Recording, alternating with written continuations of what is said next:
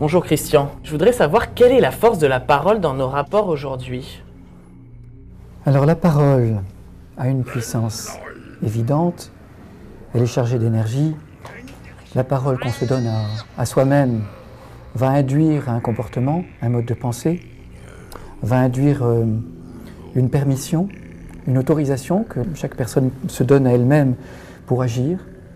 Et la parole partagée, la parole donnée, est une parole qui a une force magique, parce qu'elle va permettre à l'autre, en l'écoutant, de s'autoriser ou non et de rentrer dans les possibles qui lui sont autorisés.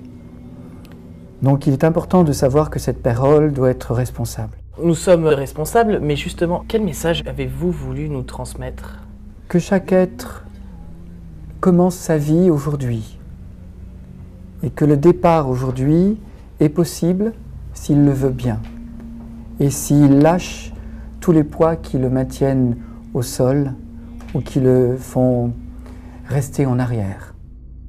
Vous êtes chorégraphe. En quoi ce métier vous a apporté dans vos relations humaines et vous a-t-il aidé à écrire votre livre? Mon métier d'artiste, c'est-à-dire toute ma vie, puisque je l'ai décidé à 5 ans et que j'ai toujours continué ce chemin, m'a permis de servir des œuvres, des auteurs, des textes, et de m'intéresser à la transmission, au partage. Avec les artistes, j'ai pu diriger ces œuvres, les mettre en scène, diriger les artistes qui l'interprétaient, et ainsi j'ai découvert l'humain. L'humain, lorsqu'il est un simple interprète et qu'il veut bien se laisser habiter par le personnage. L'humain, quand il est public et qu'il veut bien se revoir ou se retrouver en miroir avec l'œuvre, le personnage ou la pensée de l'auteur. Je me suis toujours intéressé à l'humain, à son ouverture, à sa lumière intérieure et à celle qu'il peut donner. Je dirais que chaque humain est une étoile avec un centre de force et de lumière.